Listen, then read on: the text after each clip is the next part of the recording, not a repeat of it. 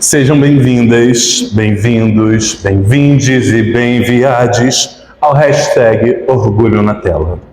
Nosso talk show em formato de videocast, onde eu entrevisto personalidades LGBTQIAPN+, daqui de São Gonçalo.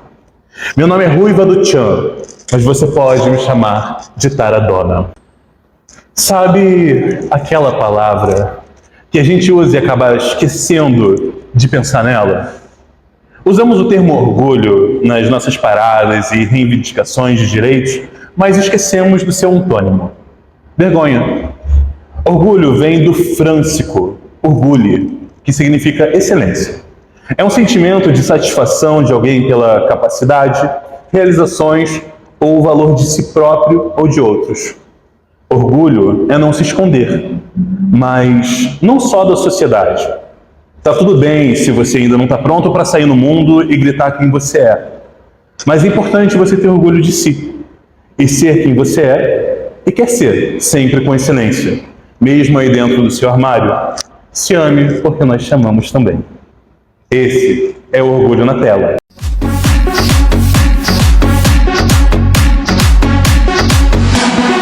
Para quem não consegue me ver, eu sou uma drag barbada de cabelos ruivos que caem em sua face. Um belo sobretudo, um chifão roxo, um vestido dourado que eu acabei de remendar. Eu sou dona dessa belíssima voz que vos fala. Meus pronomes são ele e dele. E eu, quando tô de Tara, pode ser ele dele também, ela dela, como eu preferir chamar, contando que me chame. Hoje eu vou bater papo com a bafônica Eloá Rodrigues. Ela que é gonçalense, Miss Internacional Queen, modelo, atriz, dançarina e passista na comissão de frente no Carnaval de 2025. E eu ouvi falar que faz um milkshake bafônico. Eloá, muito obrigada pela sua presença no Orgulho na Tela. Eu que agradeço. Bem, eu queria começar dizendo que você está belíssima. Obrigada. Belíssima. Eu queria pedir para você fazer a sua autodescrição e dizer seus pronomes para a galera de casa. Olá, eu me chamo Eloá Rodrigues, sou uma mulher negra, estou de turbante, com estampas afro. Eu estou com um macacão com abertura na perna, ele é preto, acho que renda isso daqui, né? De renda. Estou com alguns acessórios dourados e prata e estou maquiada. Belíssima mesmo, hein? Obrigada. Mulher, você fez tanta coisa. Eu estudei, pesquisei. Eu não sei nem por onde começar. Bem, na verdade, eu queria começar porque a gente acabou de passar do Carnaval. E aí, como é que foi ser passista? Como é que foi desfilar? Olha, eu já desfilo bastante tempo, né? Minha relação com o Carnaval, ela se dá basicamente junto com a minha transição. Então, são 10 anos de transição e 10 anos que eu desfilo.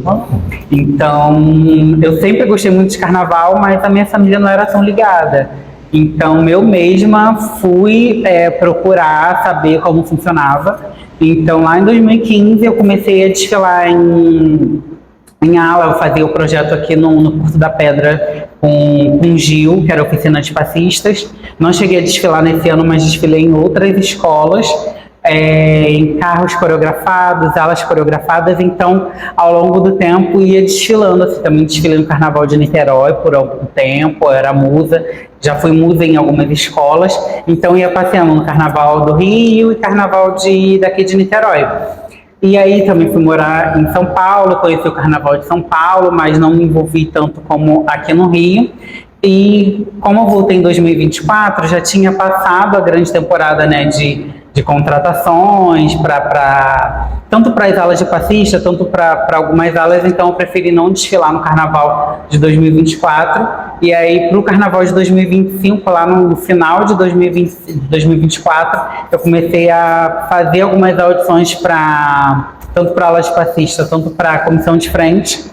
E aí eu fui convidada pela Cláudia e pelo Fran, que eram os coreógrafos do Paraíso do Tuiuti, agora estão na Portela, para vir na comissão de frente no enredo que falava de Chica Manicongo, que é a primeira travesti registrada no Brasil não indígena. Então foi mágico, assim, foi incrível. É um processo longo, um processo árduo, né, que exige muita abdicação, exige muito tempo, muito esforço, com pessoas muito diferentes, né, um elenco muito grande, uma equipe muito grande para poder dar certo. E que no final deu, né? A gente conseguiu passar a nossa mensagem, a gente conseguiu mostrar a força, a potência desse enredo. De novembro a fevereiro foi um processo muito intenso, sabe? E além de tudo, ter a Erika Hilton lá na nossa comissão, sendo reverenciada e colocada num lugar de possibilidade como uma presidenta, né, no nosso imaginário. Amém. Amém. Que assim seja, né? No nosso futuro. E aí foi incrível, assim, eu ainda tô sentindo toda a energia que esse carnaval trouxe, assim, foi muito mágico. A gente teve encontros, assim, muito, muito bonitos, sabe? Que geralmente na nossa correria do dia a dia a gente consegue não trocar muito com os nossos, né? Sim. A gente acaba vivendo muito, muito excluído dos nossos espaços, dos nossos coletivos.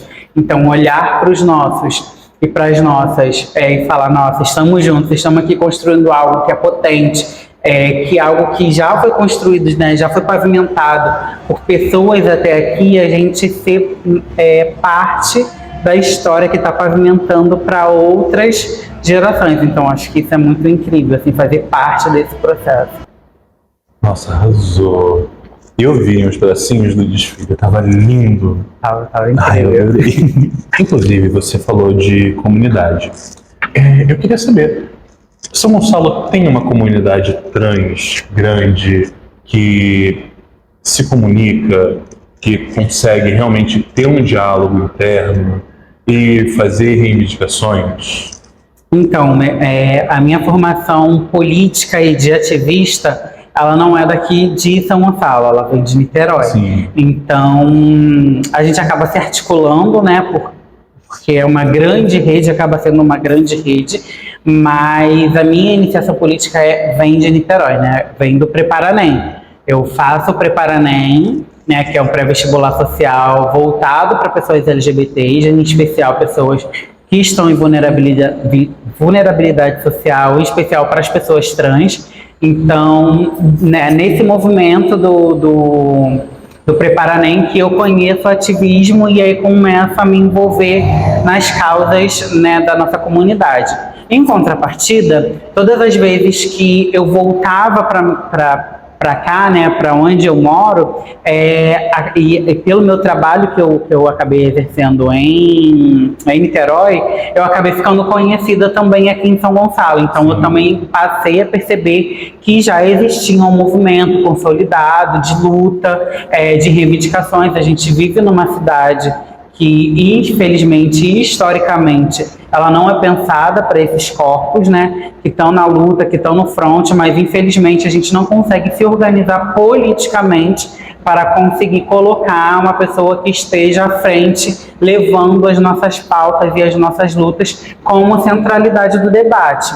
Então, a gente sempre está ali dependendo de algumas pessoas que são empáticas, né, para fazer esse movimento acontecer.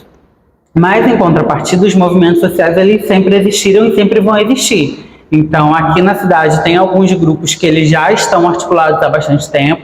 A gente vê algumas movimentações, tanto na Praça Zé Garoto, que sempre tem um encontro LGBT, eu acho que uma vez por mês, ou um domingo no mês, eu não sei ao certo, mas sempre está acontecendo, tem a parada, tem o Centro de Cidadania, então a gente vê que os movimentos estão acontecendo, mas a gente não tem esse compromisso firmado, por exemplo, com a prefeitura, os órgãos públicos, para, de fato, entender que essas pautas e essas políticas, elas são importantes e elas são necessárias. Mas, em contrapartida, elas não deixam de existir na luta no front, como nas camadas mais populares e mais sociais. Então, há um movimento social, político e organizado, mas não institucional, né, de forma, né, institucionalizado, que eu digo, no seio da prefeitura ou dos órgãos públicos pensados para essa população. Realmente, agora a gente só conta com o que você falou, com a empatia, né? Sim. Vai mudar. A gente é isso, né? Quando a gente olha para um passado não distante, a gente vê que eu gosto muito de fazer esse paralelo. A gente, né, quando a gente pensava nas existências LGBTs e principalmente nas existências trans, a gente sempre era jogado para marginalidade, não que hoje não seja, mas era muito mais. Sim. E para além dessa marginalidade, a gente era colocado num lugar de que essas existências não eram possíveis, né? Então, falar da minha existência não era possível. Uma pessoa como eu não era considerada possível de andar nas ruas durante o dia, sabe? Não que não existisse, porque, né, pessoas trans existem desde que o mundo é mundo, mas não era considerada enquanto uma possibilidade. Hoje a gente já consegue, né, ter esse debate dentro da casa das pessoas. A gente não consegue dizer, por exemplo, para os meus 13 sobrinhos que eu não existo, ou para os amigos dele. E aí essa rede vai se proliferando. Então, a gente não consegue mais dizer que existências como as nossas não existem, ou não podem existir. Então, cada vez mais a gente vai acessando esses lugares para dizer que as nossas vidas, as nossas lutas, os nossos amores e as nossas existências importam. Sim, sim. É isso. Por mais que ainda tem uma luta gigantesca pela frente, pelo menos a sensação é que o tempo de invisibilidade está acabando. Sim. A gente continua na luta para que em algum momento ela não exista mais. Amém. É isso. Acordar todo dia igual qualquer outra pessoa acorda, Sim. Sem ter que matar um leão ou matar o leão que todo mundo mata. Sim.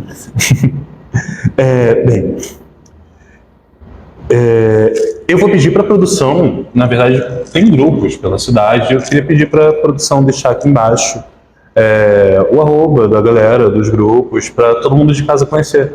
É muito importante, vamos nos sindicalizar como LGBTs e vamos ocupar espaços e fazer a nossa voz ser ouvida. Pode ser bem legal. E aí, Eloá, me conta mais, como é que aconteceu? Você já tinha se imaginado?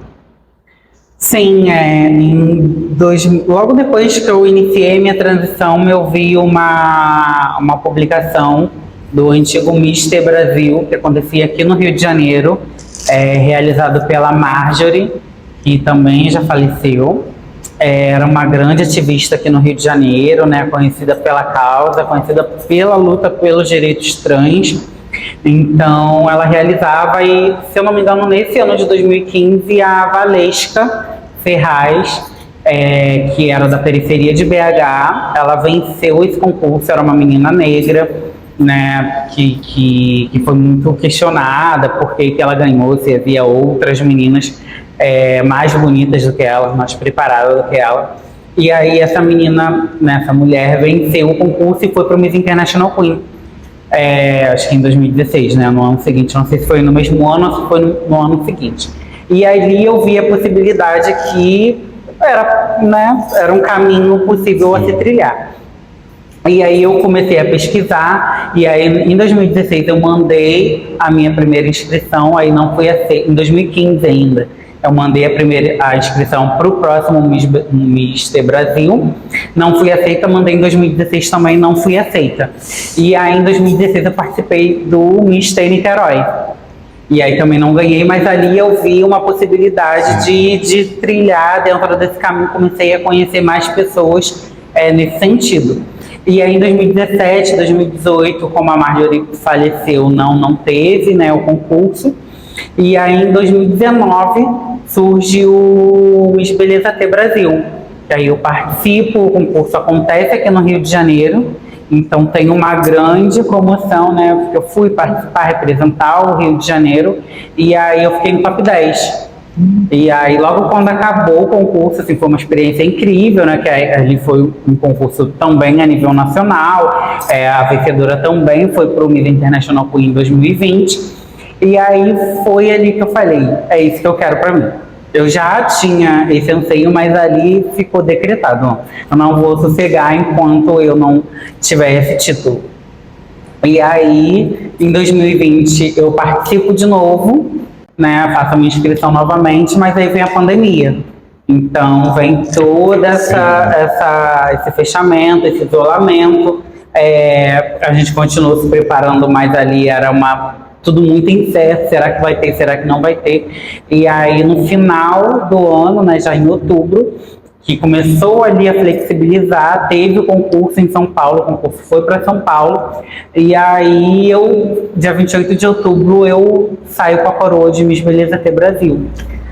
E aí, talvez tenha sido ingenuidade da minha parte, olhando com um olhar de maturidade e de afastamento, né, da situação, eu sempre achei que esse título iria mudar a minha vida. De fato mudou, né? Isso a gente não pode negar, mas a gente, infelizmente, vive numa sociedade, né, cheia de estereótipo, que é racista, que é misógina. Então, logo depois, no dia seguinte que eu venci o concurso, eu começo a receber uma enxurrada de hate, né? Então, racismo, transfobia, e isso perdura por 2 anos.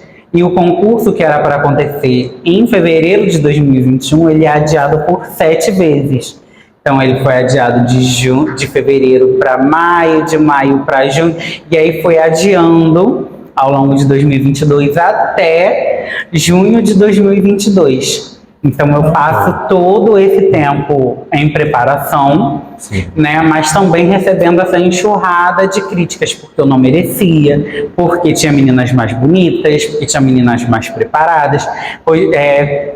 Até criaram uma fanfic, porque uma das premiações era as cirurgias com um dos patrocinadores, inclusive beijo para Facial Team, que era um dos patrocinadores do concurso, e cogitaram a falar que eles me coroaram para que eu fosse garota propaganda da Facial Team, sabe? Então, assim, foi muito duro viver durante esses 2 anos, e fora que é isso também, né? Muitas marcas não queriam se associar a mim justamente por eu ser uma pessoa trans preta, e a gente começava a ver outras pessoas que tinham menos relevância conseguindo fechar contratos e conseguir assessoria, enfim, todo um esquema que fazia com que essa experiência, que de fato para mim era um sonho se tornando realidade, se tornasse um grande pesadelo. Mas aos trancos e barrancos eu consegui virar essa mesa.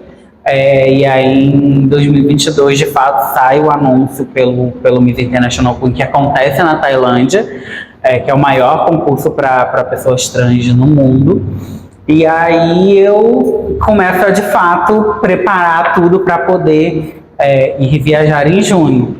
Teve muitos percalços, óbvio que ali nas redes sociais a gente posta, eu sempre falo isso, né? É um recorte do que a gente quer mostrar para as pessoas.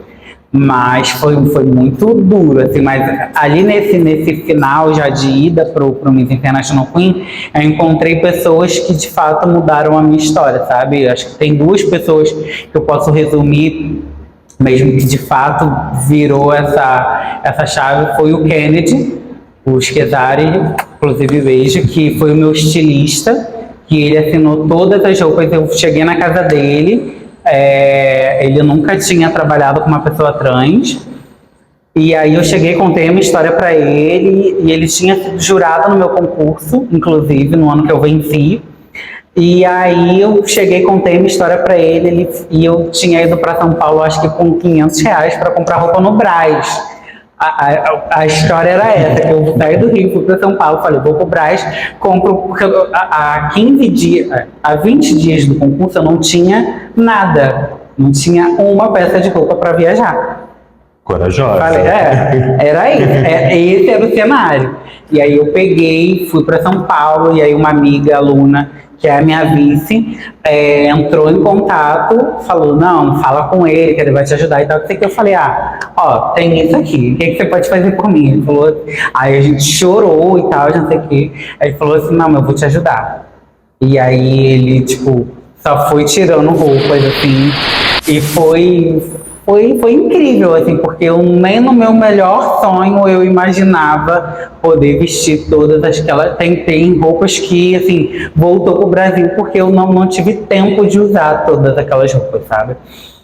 Foi muito incrível, assim, de fato, foi transformador, assim. Ele, de fato, zerou, assim, eu zerei, eu fui, tipo, todos os dias, a cada look que eu aparecia, todo mundo, a internet vinha abaixo, justamente porque eram peças, assim, muito únicas, muito autênticas, e de fato estava mostrando um pouco da minha autenticidade também, né? E a outra pessoa é a Isa Silva, que tem uma marca, né, que é Acredite no Seu Axé, que também é de São Paulo. E nesse meio tempo ela me convidou para ir desfilar na Fashion Week. Foi a primeira vez que eu desfilei na Fashion Week. No meio desse babado todo. Tipo, de preparação para ir para Tailândia. Então, assim, foi de fato duas pessoas que acreditaram em mim e falou: vai, voa. O que eu posso fazer por você, eu tô fazendo, mas acreditando no meu potencial, sabe? Porque eram momentos muito difíceis, sabe?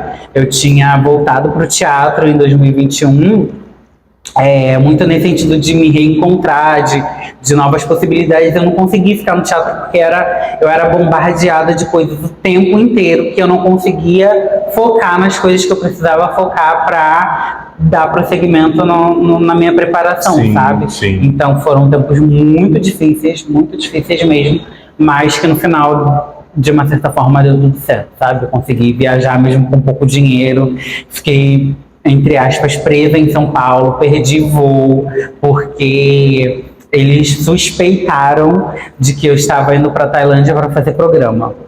Então, e aí começaram a fazer um monte de questionamento, questionaram se eu tinha dinheiro, e aí queria ver a quantidade de dinheiro que eu tinha, e aí nesse meio tempo perde voo, e enfim, foi um surto. Eu fiquei basicamente, mais de 24 horas, acho que eu fiquei quase 30 horas para esperar um outro voo. Eu perdi o voo original, que era o de 7 horas. Sim. Das 19 horas, na verdade, em São Paulo, que era a conexão, né? Rio-São Paulo, Catar, Catar-Tailândia. Então, fiquei presa em São Paulo. Então, aí eu perdi o voo das 7, perdi o voo de meia-noite, e aí só tinha um outro voo às 7 horas da noite do dia seguinte. Nossa. Então, e aí eu fui sozinha, não tinha onde deixar mala, não tinha... Foi um grande surto. As pessoas não sabiam, obviamente, porque também é isso, né? Mas no final deu tudo certo, consegui chegar, foi uma experiência incrível. Viajar sozinha para um outro país que eu não dominava a língua, que eu falo inglês, sou atriz, né? Sim. Então eu vou dar, não passei fome, não passei frio, mas foi muito close, assim, sabe? Foi a melhor experiência da minha vida. Eu fui uma e voltei outra, assim, muito mais entendida do meu lugar no mundo, sabe? Da onde eu saí, para onde eu estava naquele momento e para onde eu queria ir, aonde eu quero chegar, né? Então, foi a experiência mais transformadora do mundo. Óbvio que tem toda essa expectativa também, né? Vai voltar para o mundo Miss, não sei o quê. Preparei a Miss Rio de Janeiro, eu e meu antigo sócio, meu sócio ainda, né? O Igor, nós produzimos o Miss Grand São Gonçalo, que levou a Miss São Gonçalo para o Miss Grand em 2021 ou 22, não lembro. Mas preparamos ela e tudo mais, mas assim, são muitos processos, assim, de sair, de ser a cara e vir para a produção. Sim.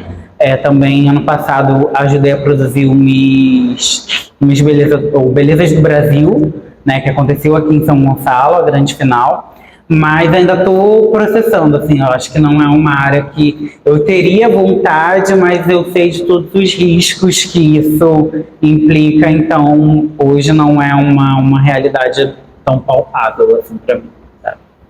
Que é muito investimento, assim. Nossa, imagino. É muito investimento, é muita dedicação, muita responsabilidade, porque você lida também com sonhos, né? Sim, sim. Então, apesar de, eu imagino que seja um pouco gostoso de você é incrível. ver a pequena você ali na sua frente. Sim, é incrível, mas é muita responsabilidade. Tanto de estar carregando um título, tanto de formar outra pessoa para carregar um possível título. Sim. Então, talvez não seja isso que eu quero tanto, sabe? Tem outras aspirações quanto pessoa, E justamente sobre isso, porque nas outras aspirações, como pessoa, eu ouvi falar que a senhorita também dança. Sim, voltei pro samba, né, que é algo que eu sempre busquei aprimorar mais, então hoje faço aula de samba, voltei pro contemporâneo, voltei pro afro, então tá ali,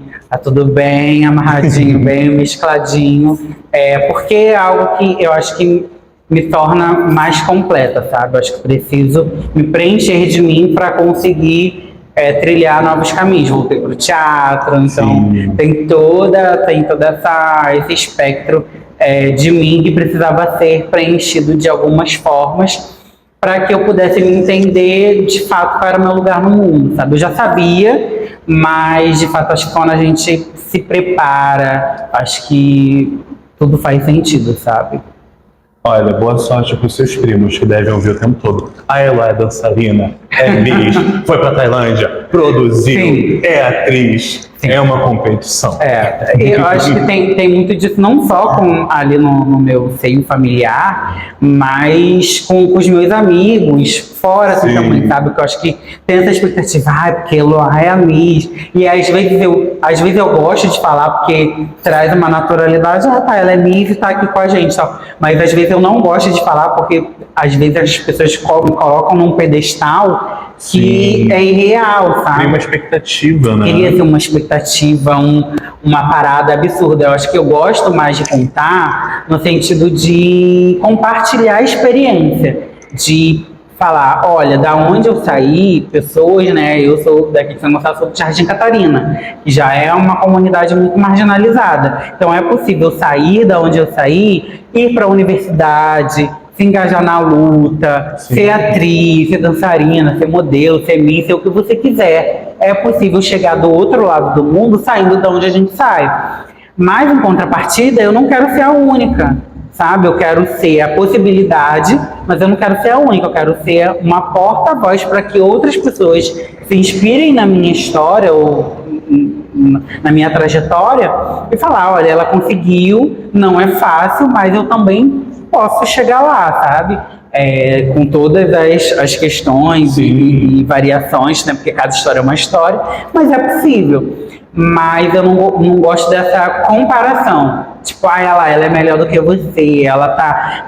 Só porque ela é Miss, ela é. Não, eu sou, né, uma pessoa como qualquer outra. Óbvio, eu tenho, né, todas essas atribuições, né, que eu busquei, que eu me aperfeiçoei, ou estou me aperfeiçoando. Mas eu não sou melhor do que ninguém, sabe? Isso me coloca num lugar de tenho todas essas, isso faz parte da minha história, né? Não tem como negar, mas isso não me faz melhor do que ninguém, sabe? Isso é só parte da minha história que eu gosto de compartilhar, gosto de mostrar que é possível, porque eu gostaria de ter essa referência, de ter essa referência quando eu era criança ou quando eu era adolescente.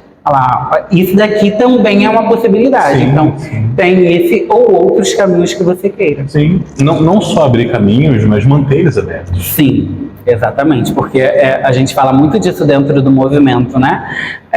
Do movimento LGBT, trans em específico, que existe uma trajetória para que a Eloá pudesse existir, né, e pudesse colocar quem ela é para fora, e a Eloá, ela pega todo esse acúmulo, toda essa história e começa a pavimentar um caminho para que outras pessoas também consigam se identificar, não só comigo por eu ser uma mulher negra ou por eu ser uma mulher trans, mas enquanto pessoa. E a partir dessa trajetória, outras pessoas também se inspirarem para continuar a pavimentação desse caminho, para que essa história, esse legado não se perca no caminho. Sim. Eu acho que, e também tem uma frase muito importante que eu escuto muito ao longo desse tempo, né, que quando a gente sabe de onde a gente vem, a gente não aceita qualquer lugar. Então, acho que é muito esse lugar, assim, eu sei de onde eu vim, eu sei aonde eu quero chegar. Então, esse caminho de possibilidades também não vou aceitar qualquer lugar, sabe? Eu sei aonde eu quero chegar. Então, quem sabe de onde vem não aceita qualquer lugar. E falando de onde vem, ei, quem te inspira? Quem é que tá contigo nessa? Ai, são muitas pessoas. Eu costumo pensar e falar assim que a Eloá, ela não, ela é um fragmento de várias outras pessoas, né? Eu fui construída por muitas mulheres, né? Hoje eu tenho essa maturidade de olhar para o lado e visualizar isso, né? E muitas mulheres que nem sabem que elas são inspiração para mim. Porque às vezes na correria da vida a gente não consegue sentar e falar, olha, você Sim, me inspirou, sim. você fez parte da minha história de forma muito significativa. Mas eu acho que todas as mulheres, principalmente as mães solos da minha família, porque muitas mulheres, às vezes elas eram casadas, tinham os pais ou maridos ali dentro do seio familiar, mas elas eram muito sozinhas. E sempre essas mulheres, e aí eu consigo visualizar isso com uma mulher adulta que pretende ser mãe, até hoje. São essas mulheres que estão ali sempre apoiando umas às outras, as filhas, as netas. Então sempre os meus meios, eles são sempre muito femininos, matriarcais, sabe? Sim. Então a minha tia que me criou, a minha avó que me criou, as minhas tias maternas, a minha mãe, não diretamente, mas tá ali também, né, nesse bojo, assim, são mulheres que me inspiram, inclusive, ao que não ser, sabe, o que eu não quero para mim, mas que me ensina também uma referência do que é ser mulher, que ser mulher não é algo cristalizado, tem que ser assim, tem que ter esse tipo de performance, tem que ter filho, tem que só cuidar da casa, não, tem várias mulheres potências, assim, sabe? Que circulam, mas eu acho que a grande referência é minha tia, né? Não posso negar, mas também as minhas amigas, né? As que cresceram junto comigo e as que eu fui adquirindo ao longo da vida, né? Então, todas essas mulheres que vão fazendo parte da minha vida, eu vou colhendo um pouco delas, sabe? Poxa, isso aqui é tão genial, sabe? Isso aqui é tão importante, a forma que ela trata as pessoas, a forma que ela acolhe as pessoas, a forma que ela dialoga com outras pessoas e, obviamente, todas as pessoas que, de certa forma, passaram pela minha vida. E aí eu gosto muito de usar esse paralelo, assim. Muitas pessoas me ensinaram muitas coisas incríveis e fantásticas sobre a vida. Mas, em contrapartida, elas também me ensinam muitas coisas do que eu não quero para minha vida. Então, acho que as pessoas, elas não são só, não te deixam só marcas positivas ou negativas. Sim. As pessoas, elas são complexas. Sim, As pessoas, sim. elas erram. As pessoas, elas te decepcionam. As pessoas são complexas, né? Porque eu me relacionaria com uma mesa e ela me daria só aquilo. Então, né, algo muito superficial, algo muito raso, algo sem contexto, algo sem profundidade. Então as pessoas, elas são assim, né, elas são complexas, elas são profundas, elas erram, elas acertam, elas te decepcionam, elas te frustram. E assim como você também para ela. Então acho que todas as pessoas que passaram ou passam ainda pela minha vida, elas me deixam uma marca positiva ou negativa, seja para o que eu quero para minha vida, um ponto a melhorar, ou do que eu não quero para minha vida. Tá certíssima, tá certíssima. Não, mas é assim que a gente tem que criar.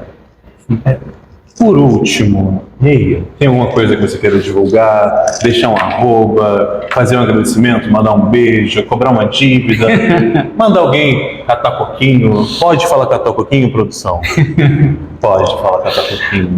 Eu queria primeiro agradecer o convite de estar aqui, né, poder falar um pouco da minha história, da minha trajetória até aqui, de que não tô parada, agora tô um pouquinho assim, entendendo tudo o que aconteceu, né? Vindo de um carnaval, de muitas coisas aconteceram, mas a vida já voltou ao normal, já voltei para as aulas de teatro, já voltei para as aulas de dança, então a vida já voltou ao normal, já voltei a trabalhar também, inclusive.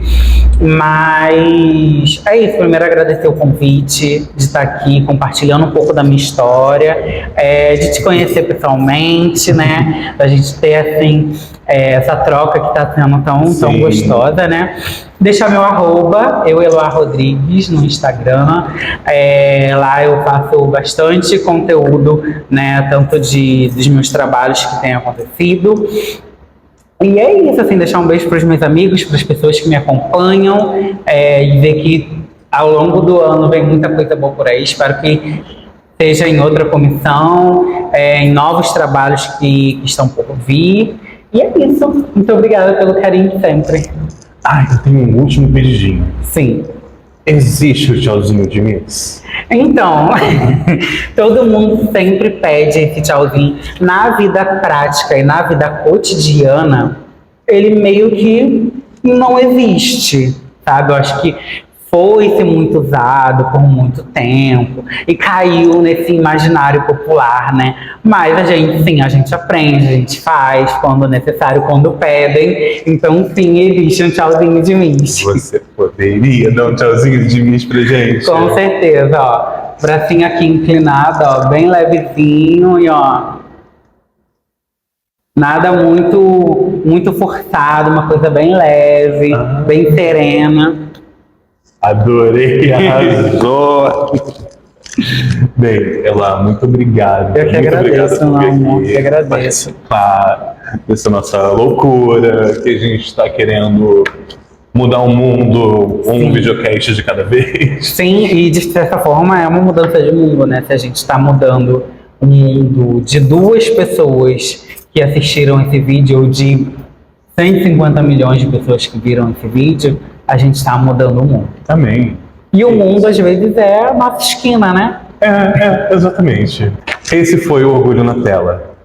Muitíssimo obrigada pela sua presença. Não deixe de seguir a gente nos nossos perfis, vão aparecer aqui embaixo. Curtir, comentar, compartilhar e, de repente, vem mais por aí.